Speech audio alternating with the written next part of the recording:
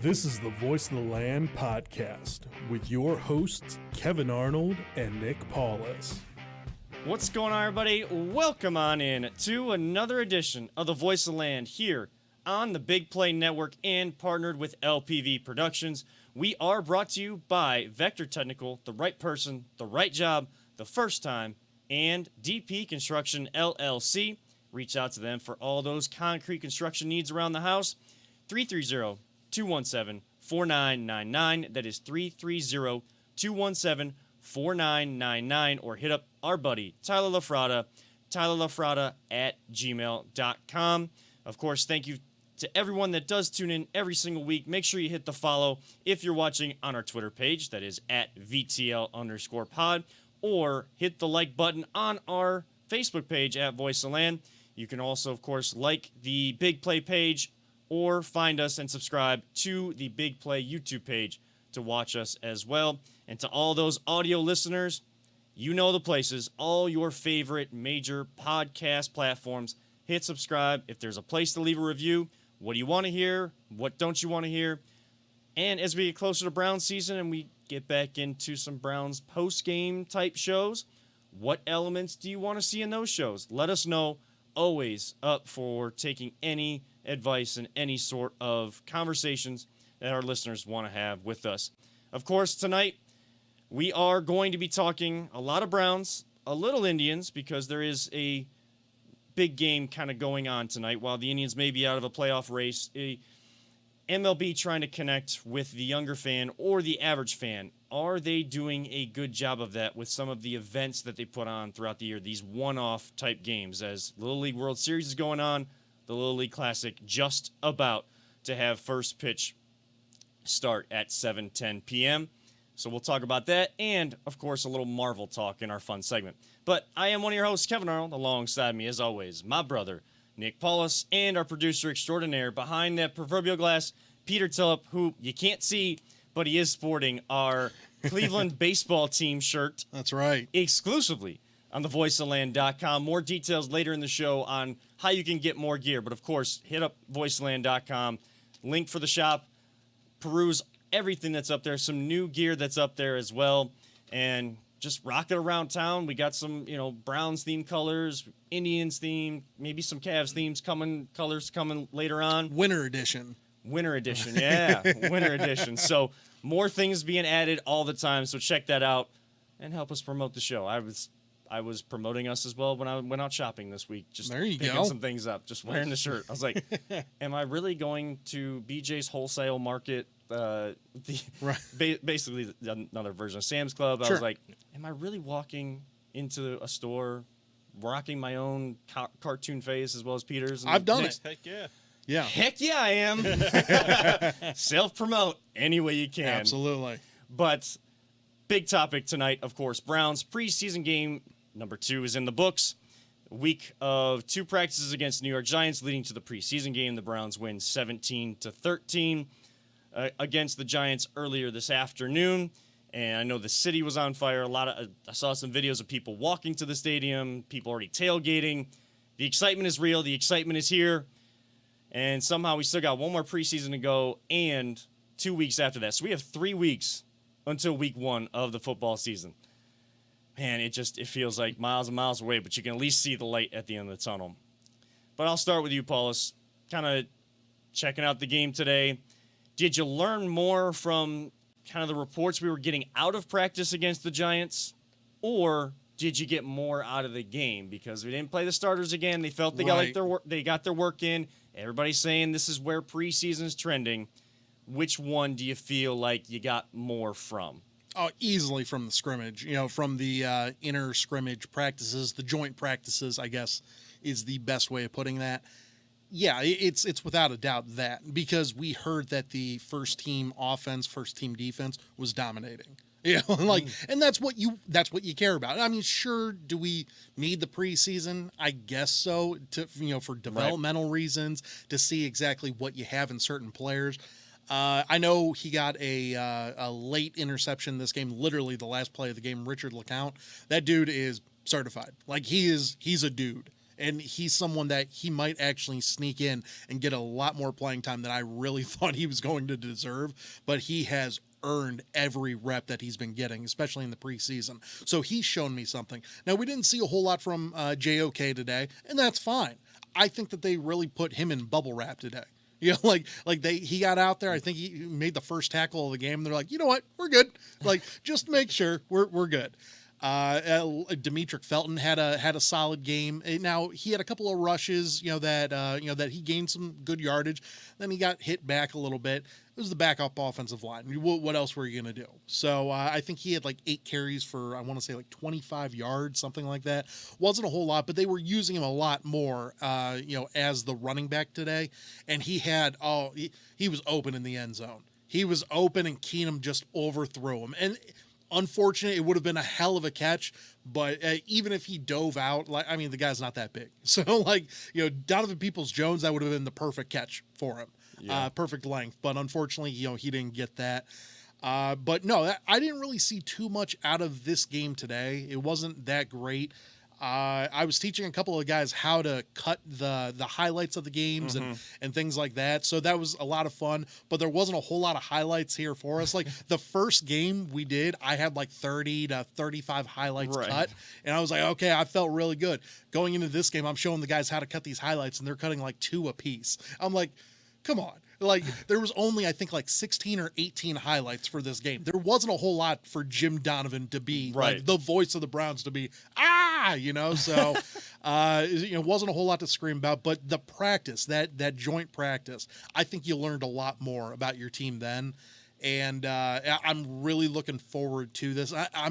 We're all at that point where we're 20 days away from the game right now, or 21 days away. Yeah. We're right there, man. At this point in time, 3 weeks from now, the game is still probably going on.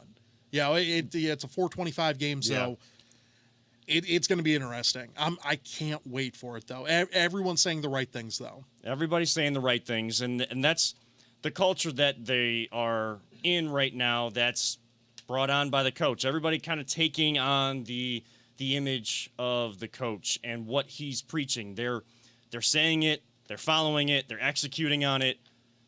I mean, it sounds simple, it sounds minute. Sure. But it's been what we've been asking for a long time. For 20 years. Like, we've been asking for these basics for 20 years. Right. To then be able to build on the basics to get to the ability to compete for the promised land and then get to the promised land eventually. Like, that's what we're looking for. A little bit of a hot take. Yeah. I almost tweeted this out. Ooh. MLB at the Little League World Series, the Little League Classic, with the greater than sign, more important to me today than the preseason game. The Browns preseason game without starters. See, I would disagree 1,000,000,000% with you on that. Because I at least can name some of these players. Like, I can name some of these backup players. I don't know any of these kids. I don't know. I can barely recite half of the Indians roster right now. Like, it's gotten to that point in the season where we're bringing up a lot of dudes that haven't, got a name yet for me. Yeah. So, like, I'm hesitant on. I get what you're saying. It's a cool thing that the Indians, and we're going to get into it. But right now, for me, it's the Browns hands down. It's the League Classic for me, and like it kind of sucks not watching it. But it's more so I'd rather see Chris Antonetti going down the hill on a cardboard cutout box than watching guys that I'm literally saying, who the is that? Right. Because John Kelly, come on, man, he had a couple of nice runs. Who? John Kelly. Kelly balled out today. He had actually a really nice, good. Yeah. He might have got a roster spot today because of that run, angry run. I'll tell you what, if he didn't get one with our team, he got it with someone. Got one, so, yeah, no doubt. Good job, John Kelly. If that's your real name, that is his real name, John Kelly. Good job getting your money, man. Good job getting your money. I don't know, like it's not being less or more of a baseball fan than a football fan.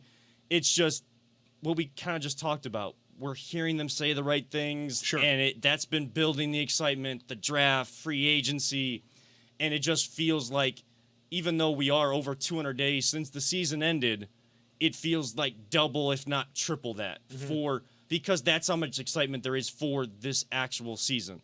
And if this is what preseason is going to be, I think me kind of having that feeling that the Lily Classic to me today is a little bit more important than preseason game number 2, where I'm not going to see the starters, and rightfully so. I have no issue with that. Right. With that I tactic, didn't with think that that decision. you did.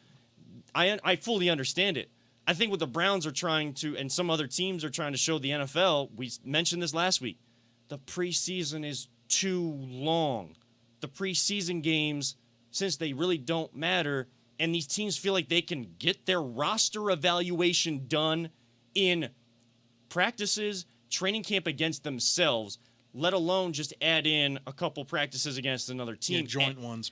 And transition to that as your preseason.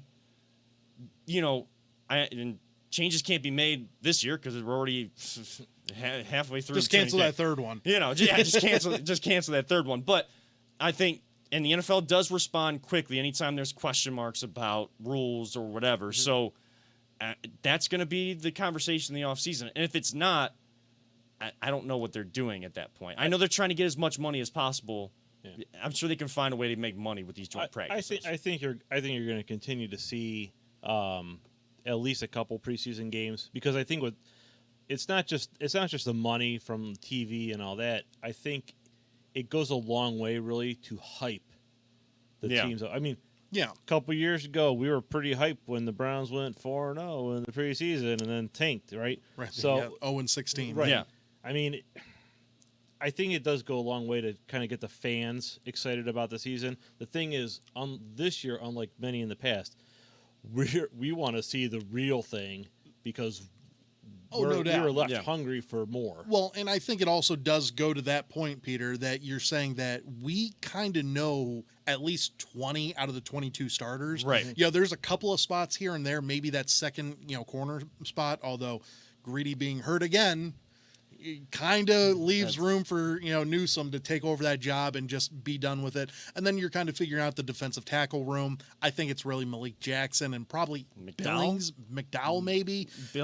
Some rotation of those three. It's really going to be them. Togiai really hasn't shown like a hell of a lot. He had a couple of nice plays the first game. I didn't notice him until like the fourth quarter, today. So whatever. But I mean, we're at that point where you're right, Peter. Like the preseason, once again, ECT preseason doesn't matter because we have that good of a roster that the spots aren't like that available anymore. Right. So like we really are just looking at the backups and we're like, this guy, John Kelly, once again, if he didn't make the roster with us, he made it with someone else. Good for him, to your point. But is it going to be here? Like we don't know. We have a solid running back room with Hunt, Chubb, Dearness Johnson. He might be on the bubble because of Kelly. Well, he did. He had some good runs today too. No doubt. Yeah. I mean, I like Dearness. I love Dearness as my third. This is my third running back. He's great. He's a solid 2 anywhere else in the league. But I don't look at it from the standpoint like what you're saying. Like it doesn't really matter that much. I think that they just need to do the 2 preseason games. Be done with it there, and then we'll call it a day because these joint practices that have taken over, and the only reason why we have 3 preseason games and 17 regular season games is because the way that the TV contracts are done, you have to have 20 games. Right. If you can change that to 19 or 18, honestly, that would be better. If you just did the 2 preseason or 1 preseason and then the 17 games. I think that's better. How about 2 preseasons and 18 regular season games? And that's what it's going to go to. Right. That'll it probably be will. next year. So when you say just go down to 2 preseason games, what's the other side of that coin? Yeah. 18 regular season games. That's a lot of games. That's a lot in a physical sport and a physically demanding sport. Physically, mentally, and you're going to have 2 bye weeks then. Like think about that. Instead of having because this year it's going to be 18 weeks. Yeah. You're going to have 19 because you're going to have 20 technically because you'll have to have the somehow breakdown of 2 bye weeks thrown in after like 9 games each. Like it's going to be tough. It is. It's very tough. And 2 bye weeks is the only way you can do that. That's the only way I think the NFLPA would allow that to happen. The only way. Now, and I'll just say, I don't mean any professional disrespect or any disrespect to John Kelly at all. Like I saw I know. I know. I ended up seeing some of like the third and fourth quarter. Yeah.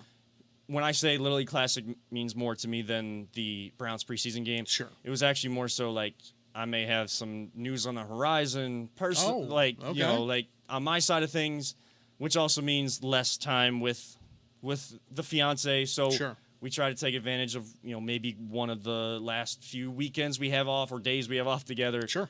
We have since last year we have like a running putt competition. Okay. She dominated last year. I'm starting to dominate this year. So you go. that's more so what it was. But it's again, it's more so my feeling of all of that and kind of joke around about that. It comes down to what we're talking about. It's the overall NFL issue, not anything against any of these players. Right. And I hope John Kelly gets onto a John team. Kelly's gonna make a team. He's going to. Yeah, he's will. going to. And we'll continue talking about that. But we do have to hit our first break of the evening. Gotta sponsors pay the bills. You gotta get those breaks in. But on the other side, we will talk more about this. We do have comments flying in actually right now as we're kind of having these conversations. We'll get to your comments. Continue to bring those in. Facebook, Twitter, wherever you're commenting. We'll talk about all that. We'll also talk Browns injury front, and NFL Network is releasing their 11 to 40 top 100 players tonight. 2 Browns in that list. Should they be or should they be higher? Are they ranked properly? We'll talk about all that on the other side of this break. This is the Voice of Land on the Big Play Network. Whether you're looking to hire new talent or start a new career, Vector Technical has you covered. Vector Technical is a 28-year-old staffing firm that has helped thousands of job seekers advance in their career with reputable partners throughout northeastern Ohio. Vector Technical is more than just a temp agency. With an above-average hire-in rate of 1 in 4 candidates, Vector works hard to connect the right person with the right opportunity the first time. Vector Technical hires for skilled manufacturing and light industrial work and is sure to have a career that you've been looking for. To learn more, visit our website at www.vectortechnicalinc.com. Welcome back to the Big Play, to the Voice of Land on the Big Play Network. Man, those commercial breaks go quick, don't they? That was my bad there. No warning. No warning. It's all right. He's still our producer extraordinaire. I'm watching the replay of it. Oh my God. Hey, what's up? It's all right. Live television. That's how things go. That's great. Put that in the blooper reel. We'll make the. That's how we'll get some run for our show. No make doubt. one of those blooper reels. No doubt. But we were talking before the break about the Browns preseason game number 2. Some of the guys making plays. Kind of I guess continuing the conversation from last week. How invested are you? But do have comments flying in. APJ is chiming in as he always does, and always appreciate him tuning into the show. A couple of things that he's kind of talking about. We were saying who's going to be the defensive tackle starters. He's saying Billings and Malik Jackson. That's pretty much what you're going to have. Right. Then you can have the, maybe Elliott or McDowell kind of filtering in. And I was the biggest Jordan Elliott guy. I was telling you, from everything that I was hearing from Zagura and Bo Bishop, and everyone loves him in that, not only in the locker room, but in the facility. And everyone might love him, but the dude hasn't been showing up. Now, he had a sack today, right, which is great to hear. But once again, second preseason game, I was kind of hoping that you weren't going to be playing because I thought you were going to be that starter. It is what it is. Yeah, and you don't really have a book on this coaching staff for preseason because they didn't have preseason games last year. True. I think Elliott was in the fourth quarter. Yeah. Sometime in the past, that would mean you're not really making a team if you're getting into further into the preseason, sure, and you're still playing in the fourth quarter. But that, JOK played the whole game last week to try to catch up. You're right. So could mean nothing. It could be nothing. It's more so kind of what are you putting on film when you have the opportunity. That it's really and it's a good way to go about it. I mean, sure, if you're going to produce at any point, you're willing to take advantage of opportunity. Go ahead and do it. APJ also saying how teams are going to be coming after the guys we cut. How times have changed. Players will do it when they tell them what the salary cap will go up to if they get to 18 games. Talking about sure, that 18 game conversation. Jay just blowing up everything, huh? Jay all over this, huh? And he's there also, you go. Yeah, he's also saying that I only won today with putt because her foot, she does have. We think it's a broken foot. She was told it's a sprain, but she feels like a popping in her foot when she steps. Like black and blue, or does it look weird? No, but it Okay. it doesn't feel right for being just a sprain. Okay. So This is not like a good thing for legs around. It is not. Yeah. It is not a good thing. Yeah, no. I'm currently wearing a boot. You at wearing night. Das Boot? The Das boot because I. It turns out I got some Achilles tendonitis there. Hey, So Kelly had that. Kelly had the the tendonitis stuff. So not fun. Yeah. And APJ, APJ obviously just coming off the torn Achilles. torn Achilles, yeah. So I mean, he's out of the boot now. He just started physical therapy, Good. but he does ask us a question though. Will Kadero Hodge make the team? Keeps making plays. Made a play today to get that first touchdown from Case Keenum. It's down to him or Davion Davis. That's exactly what it's down to, because APJ is making the team. Yeah. Donovan Peoples-Jones is going to make He's the got team. that in. He's got those hands. Yes, those yeah. hands. But you got Odell, you got Jarvis, DPJ, Hollywood. I mean, how many more guys are you going to have? Like Hodge, Kadero Hodge is a solid special teams player. So like that's something that you absolutely need to have. But I mean, Donovan Peoples-Jones, I mean, Demetric Felton has been going to and from. So like, is he technically a running back? I view him more as a wide receiver. Then you also have Schwartz as well, who we haven't seen, but this regime drafted him in the third round. You don't cut third round No, picks. You don't. If you're a good team, you develop those guys, and he's not going anywhere. So you're not going to have 7 wide receivers on this team. I don't believe so. And I was going to actually ask you, but you already answered. You were like almost reading my mind there. I was going to ask you, which room does Felton Kind of fit been into? doing this for a little bit. Yeah, I mean, just a little bit. Yeah. So I think Felton's more of a wide receiver right now, and just because he's done now he did a lot of running back this past week against the Giants, but you need a more wide receiver. I truly believe that. Well, and in today's NFL, it's a passing league, but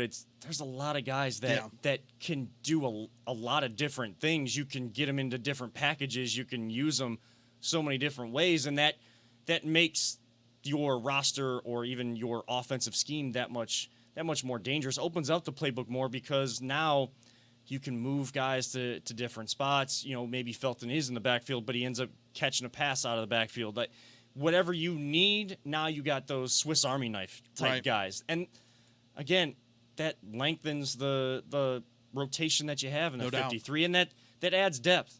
What we talked about earlier, we've been asking for the basics. What else have we been asking for 20 years?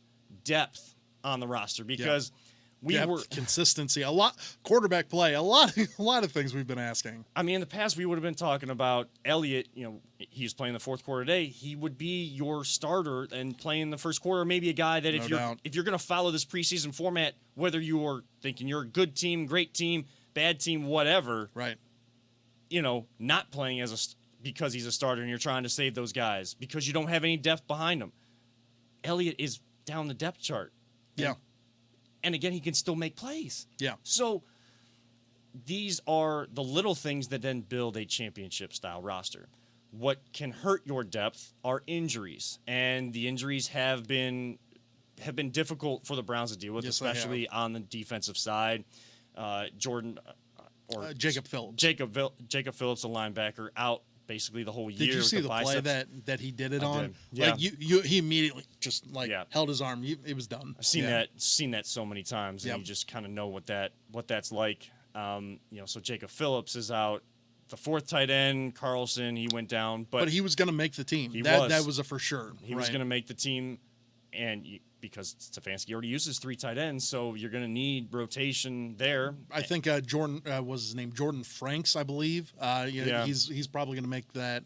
As the fourth tight end there, right? Maybe Johnny Stanton if they want to have fullback tight end sort of player. He made a couple of nice catches today. He looked good too. He did. But on the defensive side, you got Grant Delpit, who, trying to come back from the Achilles injury, probably kind of overdoing it and overcompensating, dealing with a hamstring, can't get over that. We talked about him in the first segment with Greedy Williams, playing against his brother today, but he went out with a groin injury today. He left practice on Friday with a migraine. Migraines are, they suck. That is nothing to scoff at or anything. I know people are kind of making the comments, starting to with Grant Delpit, but more so with Greedy because we've seen it injury prone and stuff. Sure. Well, the issue was like the migraine thing. Okay, no, I get that. Yeah. Plus, it's the dead of summer. Cool, like Right. that's fine. That heat but he was no left joke. today with a groin injury. Right. Yeah, and today, that's that's the the big issue. thing. Yeah, that's more so the issue. It's the soft tissue Yeah. injuries that kind of keep coming up. Like, what are you doing in the offseason to kind of get your body ready? Why does one guy deal with the soft tissue injuries more than someone else? Is it how they're working out, or is it just the makeup? Do you buy this whole LSU thing? Because a lot of people are coming out saying like, "Oh, quit drafting the LSU guys." Like, just because Joe Burrow got freak injury, and then Grady can't stay healthy and Grant can't stay healthy, doesn't mean LSU is hospital you. Like that doesn't make sense. I mean, Jarvis has only missed one game in his entire career, and that was due to COVID. Yes. like that's the only thing. He was playing with broken ribs. Right, and Odell goes out there every single day, doing his best. And like the only time that he ever misses stuff is if he has a torn ACL. Right. Like those are the only times that we ever see those guys hurt. So like this whole LSU is just injury you. Like I hate that. I hate that take. It's so lazy. Yeah, and it's so unfortunate that OBJ did tear his Achilles. Yeah, oh yeah, of But course. like he did it on a play where Baker throws a bad interception. Yeah. But OBJ is becoming the cornerback and trying to make a play because he had to track him down. had to track him down. He's hustling for his team to still make a play so that they don't score or get into a better scoring Right. position. So it's unfortunate, but it's coming from that kind of mindset. And you get a guy like that healthy, that's the kind of guy you want on your field. So why not have that kind of LSU guy? Right.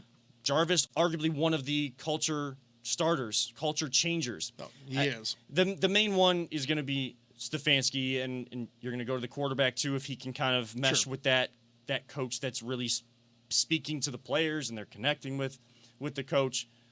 But Jarvis kind of started it, and when Stefanski comes in and starts saying similar things, and now Jarvis continues to say what he's already been saying in the locker room and what we saw in Hard Knocks. Yeah.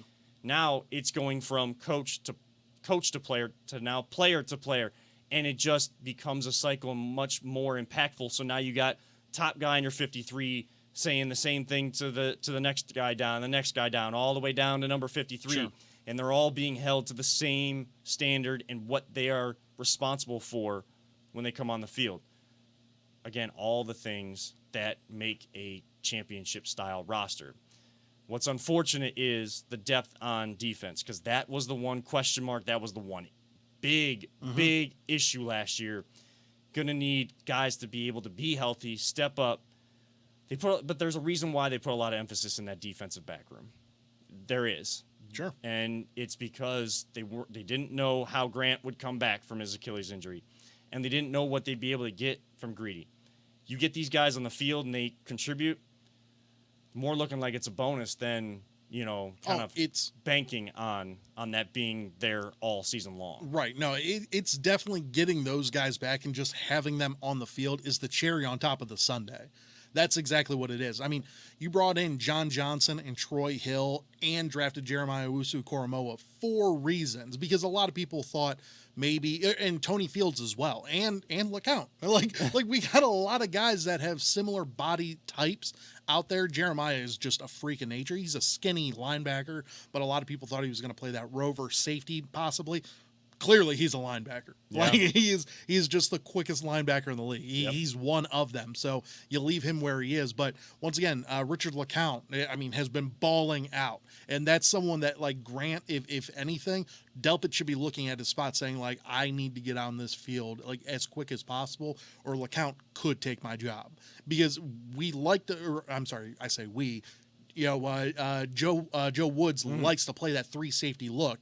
And you're going to need those guys out there playing those sort of positions. And I think Richard LeCount is slowly creeping up that depth chart, as he should, because he's been doing a very good job here, or at least for the last 2 preseason games. And from what they're saying about practice as well, the kid's a baller too. I see a lot of videos from practice where LeCount is making plays. And if you're going to run 3 safeties, even if it's not the main look, the main formation, Right. you're going to need a rotation. And if you want to try to be a top 5, if not the best defense in all the league, get to that point by the end, You got to have people stepping up. You got to have people stepping up, and you got to have people stepping in to rotate in to keep the level where it's at or take it to the next step. Agreed. Every single time there's substitutions. Before we hit break, we got a couple more comments coming in. Nick Padone, of course, has Padone my take. Padone my take on Big Play, and of course on the main show, the Reflog show, the Big Play Reflog show.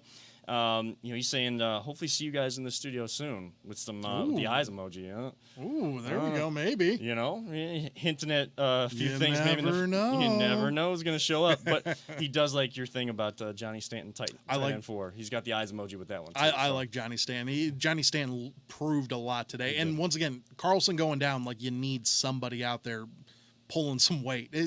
Even if he's the 4th tight end, it doesn't matter. Like you got to have guys out there that can make plays. And if Baker can just toss him up the ball, why not? Right. So we'll continue to kind of have these conversations because we got to talk about that, Miles. We got to talk. We got to talk NFL Network Top 100 though. So we are going to get to that on the other side of this break and kind of check in on the Little League Classic. Absolutely. See where that game is at. Kind of talk about what the MLB is doing with that on the other side of this break. But as we said, you want Voice of the Land gear, stay tuned to this break for the show because we'll have all the details in the second commercial of this break. But you are tuned in to the Voice of the Land on the Big Play Network. Are you struggling to hire the right talent or maybe even find the right career? Vector Technical makes it easy. Since 1992, Vector has provided Ohio employers with a reliable process for hiring and have helped thousands of job seekers advance in their careers. Vector Technical is more than just a temp agency. We invest time to get to know each client and candidate personally. Vector places people in job opportunities that they are truly excited about. Interested in learning more? Visit our website at www.vectortechnicalinc.com to see a full list of our current job opportunities and to find out what Vector Technical can offer you.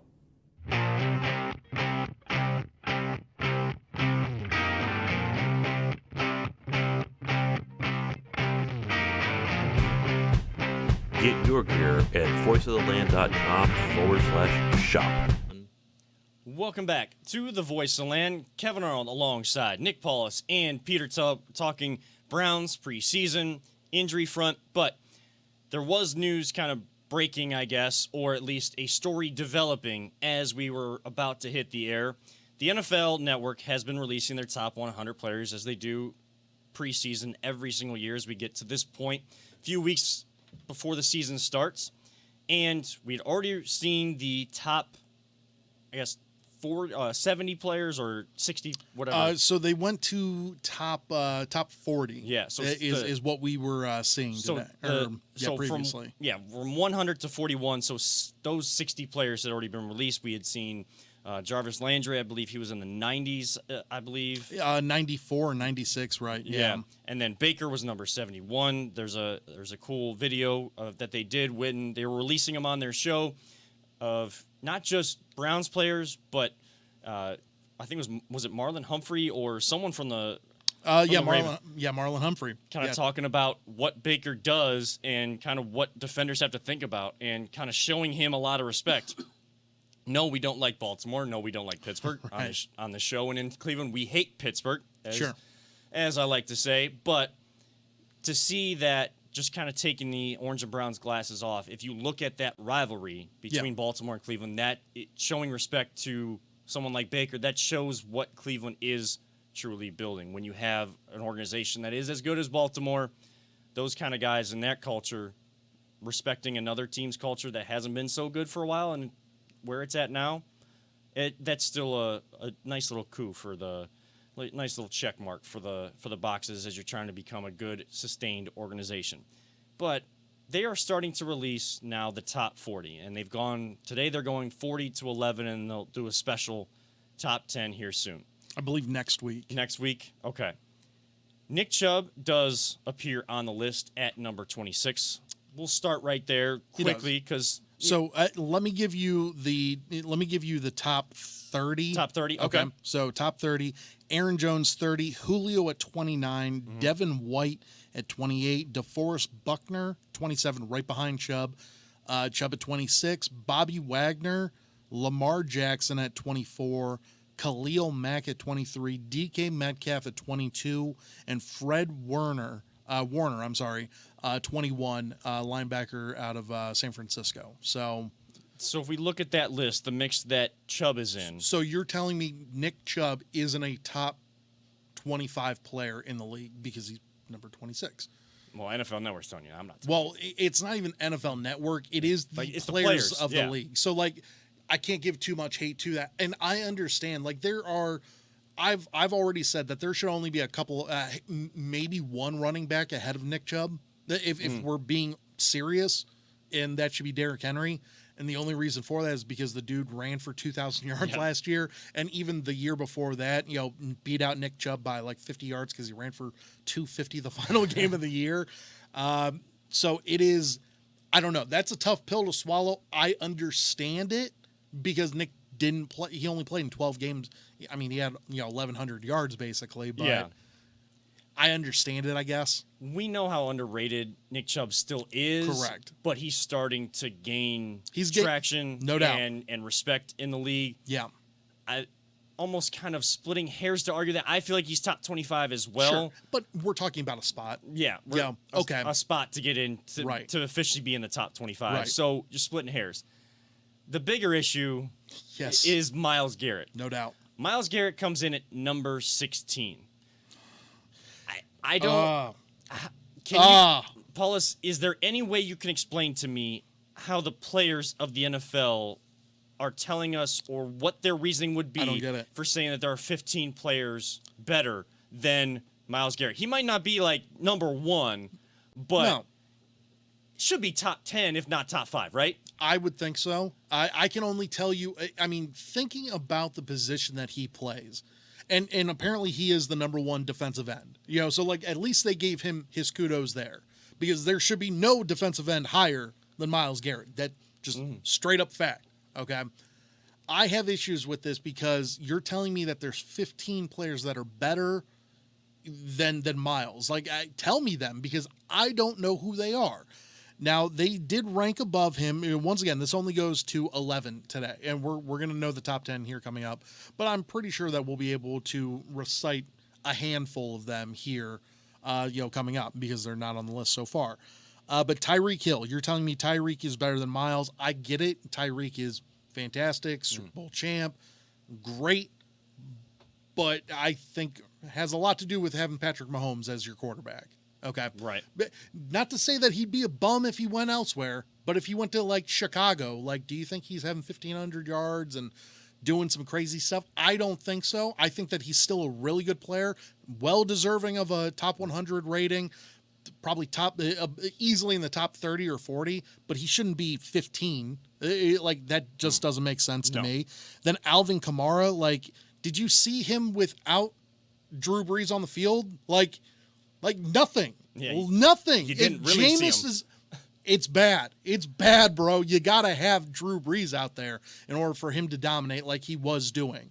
Okay. Jalen Ramsey, I'm cool with Jalen because Jalen is the number one corner in the league. Like, you got to be number one at your position in order for me to go, you know what? Yep, I understand that. There's and the quarterbacks. That's what it's going to come down to. Okay. And we see on here, Russell Wilson's at number 12. I love Russell Wilson. But if you're going to tell me that Russell Wilson coming off of last year's performance, that second half breakdown that he had, no. That second half was god awful. He MVP through the first 8 weeks of the year, and the last 8, crap. It just was. Go back and check out the stats, folks. And I guess you could come back at me and say the moment that Myles got COVID, his stats went to crap.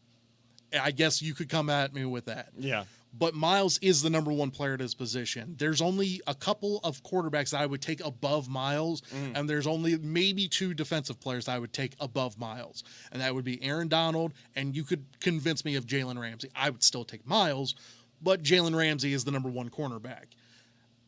And then you're looking at the quarterbacks. You're looking at Aaron Rodgers, MVP, deservingly so, I believe. Yes. Tom Brady, Super Bowl winner, 7-time Super Bowl winner. But not only that, he had a great year last year, a great overall, statistical year last year. And then Patrick Mahomes, easy. Patrick Mahomes is going to be number one on this list. He just should be.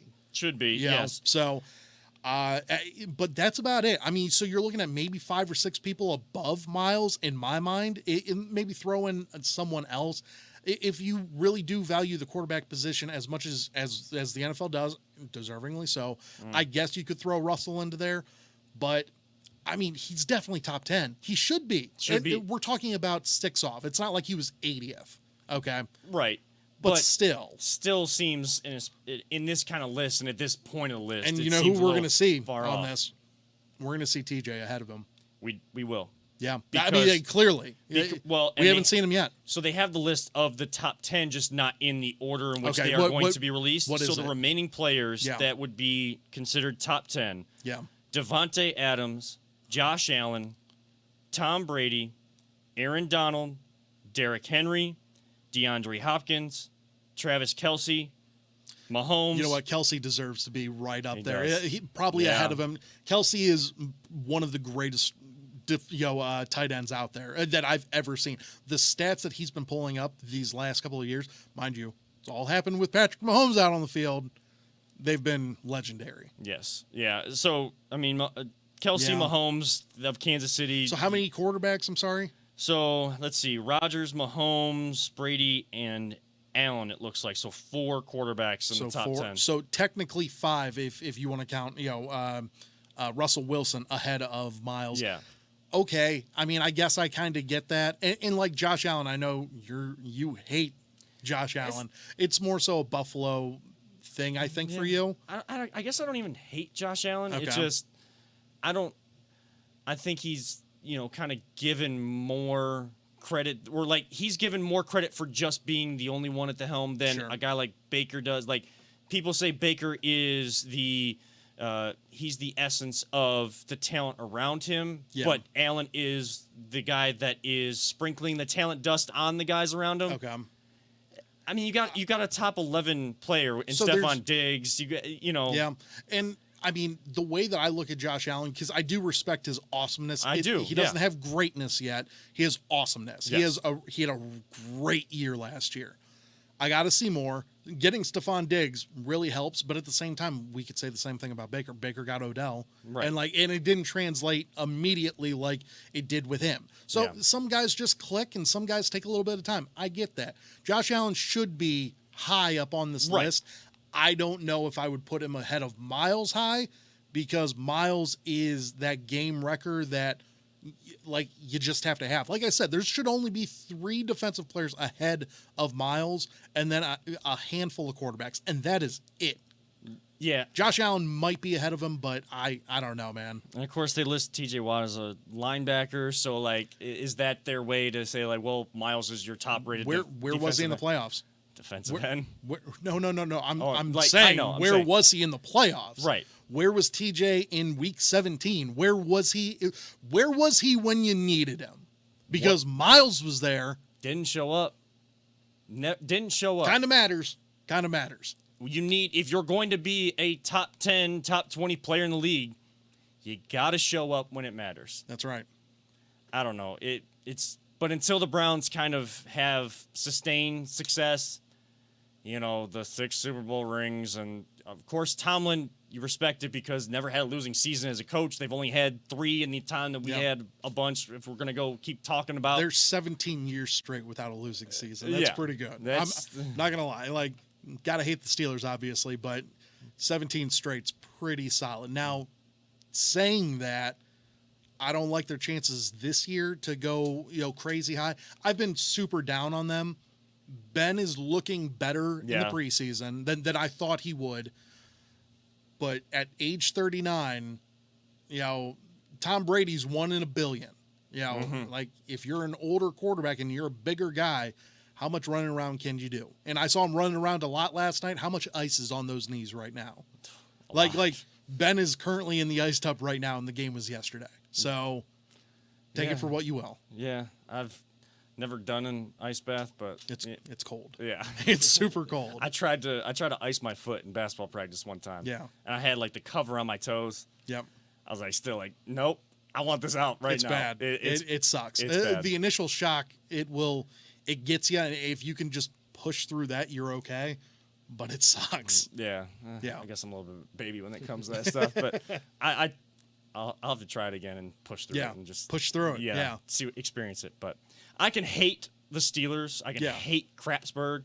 Sure. But I still respect what as an actual You have to. broadcaster. I respect what they've been able to do, and there's never a time I can count them out until proven otherwise. Just Sure. like tough to pick the Browns in an opener until you prove otherwise. Agreed. And again, first one to come on here and say I'm wrong. Yeah, be happy to. Be the happiest person in the room to say I'm wrong. There's other people that have one take and they stick to it Yeah. and yell it into a microphone. I will be the happiest man in the entire planet to come on, and I won't yell it in the mic. I won't Right. blow people's ears out. I'll just come on here and say, Good for that. Thank you. good for that. Good I man. was wrong. I was wrong, guys. But we do need to talk a little bit of baseball, but we will Yes. do that on the other side of this final break. And some Marvel news was trending on Twitter. You know we're big Marvel fans on this show, so we got to talk about it. We were talking about it before the show, and we almost didn't even start the show on time because of it. So we're going to get that out to all of you as well on the other side of this break. This is the Voice of the Land on the Big Play Network. Are you looking for a career in manufacturing? Vector Technical has you covered. Vector Technical is a 28-year-old staffing firm that is partnered with some of the biggest and the best companies throughout northeastern Ohio. The recruiters at Vector Technical will coach you through the entire job process and will help you land an opportunity that you are truly excited about. Vector does not add any additional fees and offers benefits as well as free online skills training through Penn Foster. To learn more, visit www.vectortechnicalinc.com and make sure to check out our job board to see a full list of our current opportunities and apply. Welcome back to the Voice of the Land. Kevin Arnold alongside Nick Paulus and Peter Tellep. One final segment this evening, and we said we were going to talk about the Little League Classic tonight as the Cleveland Indians, part of their home series against the Los Angeles Angels of Anaheim. Of course, the big star in MLB right now, Shohei Ohtani. Indians able to take the first two at Progressive Field. This one being played in Williamsport, the major league size ballpark that they built out there. Kind of the Indians and Angels players interacting with the kids, kind of showing them. And it's a really cool scene, especially as the Little League games are going on earlier in the day. As these players get out to the games, they're interacting, playing cornhole or any sort of backyard grill game or Sure. Cookout game. They're flying down the hill, telling you Chris Antonetti, belly first, like Right. sprinted into it, belly first, belly flop into that hill, straight on down. I know Franmil got a chance to go down. Franmil did, yeah. Yeah, I forget who tweeted. I don't know if it was Mandy Bell or Mizell who was tweeting that, Antonetti said, "Hey, Franmil, don't you want a bigger box?" And Franmil goes like, No Poppy." No Poppy." I'm good. Franmil is one of those guys like it's just easy to root for. He's one of those, no doubt. always having fun but when the lights come on, he's one of the players at least the Indians have. Yeah, we know the Indians aren't going anywhere this year. And yes, it is the Indians, people. Stop saying Indians/Guardians until the end of the season. Please, for the love of all that is good. Are you going to call them the Indians until like April 1st? Is that what you're going to do? No, because they told us Okay. that they're the Indians until the end of this season. Okay, and then they're going to be the Guardians. Then they're going to be the Guardians. Okay. Yes. So you're cool with that? I'm cool with that. Okay. I'm listening to what they Right. told me. I get the If someone calls them Guardians right now, it doesn't bother me, but like I go, well, it's still the Indians. Yeah. But like the moment it does change, I'm still gonna Yeah. feel a little weird about it. But yeah, don't worry. I'll stop saying that on the show right. once it becomes Sure. full. Cleveland baseball team. That's what Peter's trying to go. Get your shirts, That's voiceoftheland.com. right. There you go. Yeah, I wish I could just turn this camera right now on him. Right. But I didn't want to get into that at all. But Sure. I mean, quickly, the reason I say that, and I'll continue to kind of just have fun with that, going back and forth with people. But it's more so like my connection with my grandpa, and that's why Jana and I are getting married at League Park. Sure. Since we wouldn't have the option of Progressive Field, and we don't anyways, because they Yeah. have a home game on our wedding date. So good thing we didn't wait for that. Right. But League Park is where the Indians first played, and my grandpa being born in 1926, like he saw the 1948 World Series. He's seen the history of baseball his entire life in this town, Sure. and it's my connection to that name. I'm fully support them changing the name. I Of course, understand right. it. We can talk all we want about logos or whatever, but the real reason behind changing the name, I'm not ever going to debate that like some Yeah. other people will. But Indians will always hold a special place in my heart, and you and I share this in common. Sports will always. There's certain elements of sports that will hold that special place in our heart, no matter how things change, because of our families, Agreed. Yeah. parents, grandparents, aunts, uncles, whatever. That connection to the sport that they brought you in with, you always go back to that. Like, why am I this way? It's because of my grandpa. Yeah. It's because of my dad with basketball. Like, those are like those heartwarming moments, and that's why sports means more to us than maybe to some other people. Yeah. But we still know what truly matters in life, and we'll always know what reality is. So that's the only reason I'll call them the Indians. Yeah. Back to the Little League Classic, not to get too high on my too high on my platform there, but I think it's just. It's maybe not the game. The Indians are winning 2-0 right now. 2-0, yeah. Runner on second in the bottom of the Ahmed Rosario, homer. homer. Yep. Yes, and hit a homer last night. I know Ramirez had a 3-run bomb yesterday Yep. at Progressive Field. It's 2-0 right now. Ahmed Rosario, it's 1 out. Bottom of the second, runner on second. It's more so it's cool to kind of see the interaction between the players, the kids, and then this game being put on for the kids and their families. And MLB has also done now the Field of Dreams game. Yeah. And people really like that. Now are people going to not get into it as much because it's connecting to a movie? They kind of did the opening, the guys coming out of the corn, or is that going to be cool every single year? I think it will be. Yeah. Is MLB, are these good enough for MLB to try to Like, reconnect? Keep it going or reconnect with younger or average fans that they have lost without their ability to market big stars and their game. I don't think MLB could do anything right now that could bring back the masses that it's lost over the years, just because people have lost interest in baseball. I mean, it used to be our national pastime. Yeah. I mean, that was the mantra. That was what everyone would go after. I don't think that it's that anymore, because I think that football has superseded it, and not just football, like not just the NFL, but college as well. I mean, it's taken over, and basketball slowly creeping up, if not have already passed it. Baseball to me is probably third or fourth on the scale of all these different things, and it is what it is. So I don't think bringing back the Field of Dreams or the Little League World Series will keep people like tuning in, because you'd have to do that every single week or something like that. It just doesn't make sense to do that. I think it's a cool novelty idea. I think it's cool that they did the Field of Dreams. I think it's cool that they're doing the Little League World Series stuff. I think that that's great, but it doesn't mean that I'm going to tune in. I'm going to tune into a random Tuesday because they did that a month ago. It just is what it is. You either root for the team or you don't. And that's just kind of where we're at in society, as well as just baseball fans, I think, in general. What do you think?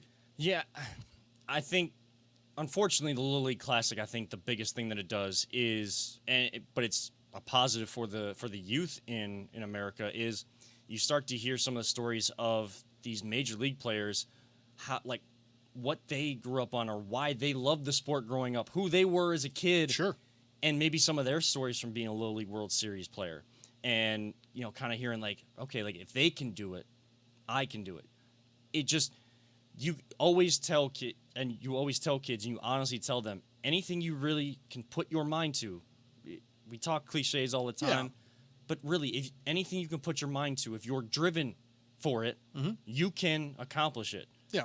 It doesn't matter what background you come from, but it becomes more impactful when you hear an actual person that's done it, and a kid can relate to where they came from, to where they can get to as well, and maybe a dream that they have.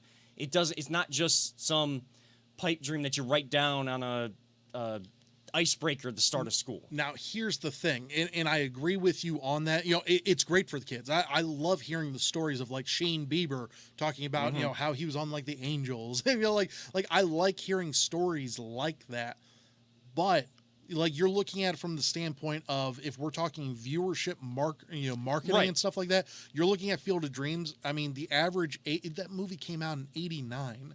Yeah, or it was 89, I believe, right? Yeah, it was 88, 89, maybe 86. Yeah. It's been a minute. It's- It's 35 years, I think, is what it was. So yeah, so Mid to late 80s, so yeah. 86. Yeah. Okay. 86, I think. Yeah. So if it came out in 86, the average age, the guy that went into the movies at 20 years old back then, I mean, you're 55, 60 now. Like that's you're not marketing to those guys. You want to market to guys like us. Right. Like the 30 somethings, because we're the ones that are going to teach our kids how to play catch and how to do all of that sort of stuff. And like, so you're marketing to the wrong guys on that. It's a great nostalgia, sort of thing, nostalgic takes and stuff. I Yeah. love that. And I love the movie. But whenever it comes to the Little League World Series, now you're going to the opposite end where like now you're just throwing viewership at the kids. And that's great as well, because you hope that they take on, the ownership of it. But like if you're looking at 13-year-olds don't tune into Little League World Series. Right. They'll play it, or they'll watch something else, or they'll play esports. And that's kind of the overall detriment that I wanted to Sure. talk about. Like I want to make sure we shed light on the importance for those kids there. Yeah. But the unfortunate part about that is it's a very select group of Right. kids that get to go there. Yeah. And there's teams around America, like these travel teams or those high-end Little League contending teams that don't make it there because they didn't win their region to get there to have that opportunity. So it's Yeah. even less It's of such that a group. select few. Such a And select it's few. cool.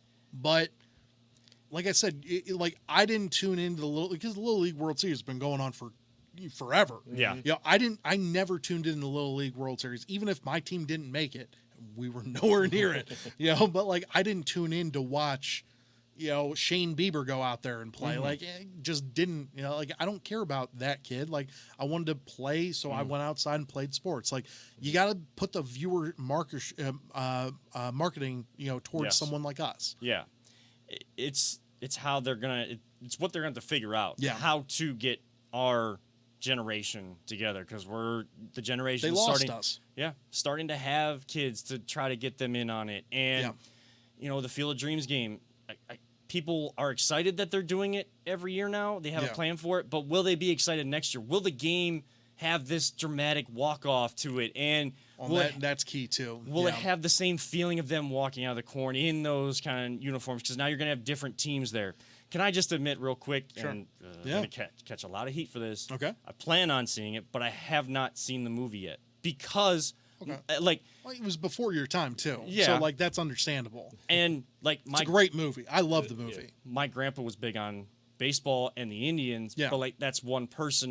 Not a lot of people in my family really caught on even to him. Like his kids didn't catch on. It was only the Right. youngest one, my Aunt Mary, that caught on to that and caught that Sure. kind of fever. So there isn't as much influence there, and that's going back a few years of what MLB has failed to Sure. relate to those people to get us as kids as into it and enthralled in the atmosphere. They just need to bring back the fun, and they need to learn how to market these players. They I do. know a lot of people were saying, you need to have someone in the commissioner's office that can relate to the players. I'm telling you right now, the best commissioner you could ever get would be Ken Griffey Jr. Yes. Like Ken Griffey Jr. would bring the masses back to the ballpark. And it's not like he'd be out there hitting home runs, he doesn't have to do that. But like, I think Ken Griffey Jr., the smile, his hat turned backwards would get people going like, you know what, if Griffey's leading the charge, like we're all for it. No one wants to see Rob Manfred, some old white guy, being the boss of all bosses. Like, we don't care about you, bro. I don't. Like, if Ken Griffey Jr.'s up there though, hell yeah, I'll tune in whatever Ken Griffey Jr. wants me to tune into, because I'm that type of sucker. But that's the type of sucker you need to go after, folks. That's what it is. And I go back to our trip to Seattle. The kid that asked their mom, the girl asked the mom, "Mommy, who is that?" "I don't know, some baseball player." Like, Right. And that's Ken Griffey Jr. I know. that can't happen. Yeah. So I looked it up. It was actually 89 was when the movie came out. 89. so Okay. So yeah, you're right on. and Yeah, I'll give you're Kevin. right. I'll give Kevin a little bit of crap because Jacob and Joseph have seen Field of Dreams. Oh, So Well, I will. well, good job. well, least- good parenting by you. Well, Thank you. in my defense, Tim Anderson, who hit the game-winning home run for Chicago, He said, never saw it as he, well. he said after the game he never saw the movie either. That's So- true. That point. is Well, true. The funny thing about the Little League World Series is the only time I would remember it was going on Yeah. was when I was in high school and I was helping my sister move into college because she went to Lycoming College in Williamsport, PA. Oh, wow. Okay. And Yeah. we would have to stay in State College because Yeah. every hotel room in Booked. in Williamsport was booked, right?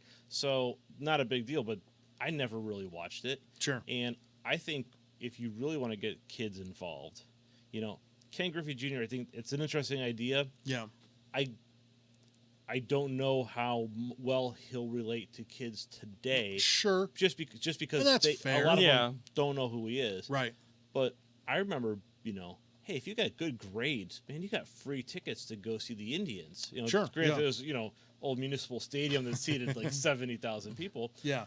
But that was fun. That was fun because it was an event to go out, and now it's like, to take the family out to go see a game down Well, at it's- Progressive Field. I'm dropping at least 100, 150. Yeah. bucks. Depending on where you and honestly the Indians have some of the cheapest tickets out Right. there. And same with the Browns. I mean, the Browns it's starting to go up now, but it's they'll keep going up. right. too. No, and deservingly so. If Yeah. you put out a product like the Browns have been putting out, at least last year, Yes. very deserving. But yeah, no, and I agree with you that Ken Griffey Jr. would get me to because I think he would change up some things and he would put some marketing dollars behind Mike Trout's and the guys that matter. Yeah. Even Shohei Ohtani. I know that there was that, talk of, Stephen A. and all that stuff, oh, you can't market Shohei Ohtani. Yes, you can. He's freaking dominant. He's Yes. awesome.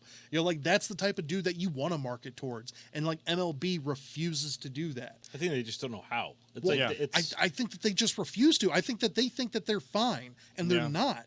That's what Rob Manfred thinks. Rob Manfred can go out there and call the World Series trophy a piece of metal, and he thinks, "Oh, that's fine, whatever." But people dedicate their lives Yes. to getting that trophy, Right. Yeah. and you piss off everyone whenever you say stuff like that. And Rob Manfred just doesn't give a damn because he's the worst commissioner I've ever seen. I feel like they League don't critter. understand. God, Right it now, there's sucks. so many different things you can do. I mean, when I was growing up in the summer, what did you have? Yeah. Right now, I've got like 5 different streaming services. Sure. I can watch anything I want. Plus, in the summer- it is tough to Yeah. watch Bally Sports right now. Right, and I can't even watch the I know. Indians right now. Well, you can't because they're on ESPN. Well, Well, If you get tonight, YouTube tonight, TV, tonight, yeah. I could. Tonight you God. can, yeah. Tonight I could, but any other season, I'll listen to them on the radio when I'm driving home from a Yeah. job. But there's so many other distractions. And one of you guys brought up esports. I mean, I was kind of blown away because the University of Akron has like one of the top Yeah. rated esports programs, and Spire Institute. Yeah. yeah, Spire's doing it in high school. Yeah. That's awesome. and they're putting a lot of money that goes Yeah. into Yeah. those things. And the great thing about it is it opens up a sporting opportunity to kids that aren't necessarily athletically gifted, Yeah. or kids with disabilities, because there's a lot of things out there that make it a level playing field to really help those kids. Yeah. Which is good, but it's going to detract from things like baseball, and I think baseball is really going to struggle. I think what we're going to see is baseball parks shrinking. Yeah. The actual diamond's going to stay the same size, but the stands are going to shrink. The Sure. ticket prices aren't going to be Yeah. any higher, and I'm curious to see what's going to happen with player salaries. Yeah, you might see crowd sizes more like soccer specific stadiums, like what they have. You see that with the at some Chargers. places already. Yeah, you do. That's the route it's going. I know, Peter, you said that maybe Griffey couldn't get the kids, He but might I get mean, their parents. well, Right. he can get what we're talking about, Yeah. our generation, because my dad did that with basketball with Jordan, and then would show me clips of Jordan, would show me then go down the list with Kareem, Pistol Pete Maravich, Moses Malone, the Iceman George Gervin, like all of these guys, like then I gained an appreciation for the history, and I'm seeing like, oh, like this is how this sport is transitioning now. Like that can, because then I can use Ken Griffey, what he's doing to help bring me back to baseball. I'm already in baseball, but I'm just saying I'm the average person of our generation. Yeah. Bring us back to baseball, and now I have more credence to get my kids into baseball. They can appreciate the history and then watch what's going on in their generation. Even Ed in Columbus, and we appreciate him tuning in like he does every week. Yeah, thank you, Ed. He talks about how the NBA markets to the youth with the hip hop and movies like Space Jam as much as we talk about how good or bad that is. Right. That's agreed. That's marketing to them. They brought in the esports element to Space Jam too. So and allowing kids to be kids and know that there's different avenues to be connected with the sport too. And he even says, you know, he suggests that MLB get YouTubers like the Paul brothers to promote them. I don't like the Paul brothers, but it's true. And they got a lot of followers and a lot of people. You got to get people behind you, and like that's the biggest thing. I think Griffey could bring back the cool for our generation, and then like you got to have some sort of like the players union. They need to be able to look at like some of the more popular players that are out there right now. And just promote those guys. Yeah, like, that's what you got to do. And marketing in the MLB is non-existent. Yeah, APJ brings up the salary floor, or whatever. That's a conversation for another day because that's. And fingers crossed that happens because the Dolans got to start paying somebody. Got to start paying somebody. They're talking about how they'll have more money this year. And we'll get to that people. at a later date. That's later on down the road. But Jay bringing up we're going to be talking about that in November whenever we're. Labor disputes and stuff. It's going to be crazy then. Yeah. Now, I know everybody loves our Marvel talk, but I'm going to table that for now. Sure. Because we got some things down the line, and I think could be a good thing for what we have coming up. Now, I will let everybody know, as a programming note, we will not have a show next Sunday. Paulus and myself will both be on assignment, as we say in the business. Be getting drunk in Gatlinburg. That's my assignment, is getting hammered in Gatlinburg. I was rough. I was gonna tell the next day it will be rough the next day. I can promise you that. I was gonna peel back the curtain. I wasn't gonna peel back that much because don't you worry, I got you. Yeah, I can always count on you to really peel back the curtain. So you'll be getting drunk in Gatlinburg. Fingers crossed. I won't be getting drunk like other people will, but I will be at the Thomas Rhett concert at Blossom. With there'll be plenty of drunk people. There will be plenty of drunk people. Thomas Rhett, though, good call. The future Jana Arnold and Kevin Arnold will be two of the people not drunk at the Thomas Rhett concert, but enjoying a good concert and just good to see events like that coming back. I got to study up on Cole Swindell and Gabby Barrett. I don't know Gabby Barrett. I probably have heard a song of hers or not. You know, Cole Swindell, he's okay. He's not bad. Yeah, they're like the openers. So but what I've heard so far, I liked, and from a guy that told her from date one that I may have used the word hate and country music in the same sentence. And that's fair. A lot of people have that reaction at first. I did. Well, you can tell why she's the one, because I'm talking about digging deep into people's arsenals of music, because I'm getting into country music now, and I love you, Jana, so thank you so much. But that is going to wrap it up for this edition of The Voice of the Land. No show next week. We'll be back Labor Day weekend. We will have a show September 5th, so be sure to tune into that. We'll wrap up all the Browns cuts and preview the season coming up, because we'll have only 1 week at that point. And we'll have an Ohio State game that we played. Ohio State game. CJ Stroud, shout out. Yeah. So there we go. Actual football to talk about. Maybe even talk about CVC football. We just had a double overtime thriller. So be sure to tune into GrandValleyConference.com for all those every Friday night. Double overtime. Hey, real quick. Yeah. You did the play-by-play and the color. All by yourself. And the spotting, someone trying to keep stats. Everything. Shout out to Berkshire High School. Their coaches up in the booth did help with halftime stats. Yeah. Brought a sheet down to us, so that helped there. That's awesome. But no, I'm surprised I have a voice today, honestly. I was going to say, so I came in here and I knew that you did that, and I was like, damn, that's a lot. Because I've worked with you and like, just doing half of it, and you're like, wow, well, what a great game. But double overtime thriller, and you did it all by yourself. How exhausted were you after that game? No, I Like, knew did you just go home and just sleep? I wanted to. I was kind of like, I had adrenaline pumping. Sure. I also knew I had to go to work in the morning, so I was like telling myself, like, you got to go to sleep. You got to go to sleep. Yeah. So it was one of those kind of restless nights, Sure, unfortunately. yeah. But yeah, I was exhausted after that. But I mean, Cuyahoga Heights getting the opening season win, 38-35 over visiting Berkshire, cross division in CVC Metro, and CVC Valley, respectively.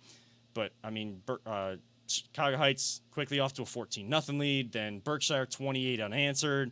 They got a tight end that was all Ohio on the offensive line, and now he's getting a chance to run the ball and catch the ball. Like this guy, Mr. Everything? Mr. Everything. Really? Lucas Stoddard. That would have been a Mr. Everything to me. Yeah, we did mention it. I even said, like, if anybody's interested in sponsoring CVC TV or even our Mr. Everything for the game, I did get that plug in there. Nice. Then Cuyahoga Heights, they come back with 14 in the fourth quarter to tie it up. Go back and forth, first overtime, second overtime. Cuyahoga Heights holds Berkshire. Yeah. And then they get the game-winning field goal. So Great. I was like, after that, I took the headsets off and I was like, but Oh, that is great. but more of that to come throughout the season as well. So we'll have all of that, catching you guys up on all of that September 5th. I know you guys will be waiting with bated breath till our next show, but No don't doubt. worry. We will be back, and we'll have some special news on September 5th as well. So a little tease for you. But for Nick Paulus, Peter Tellep, I'm Kevin Arnold, reminding all of you sports fans, don't let anyone ever tell you it's just a game. And we love you all. 3,000. We will see you all in 2 weeks.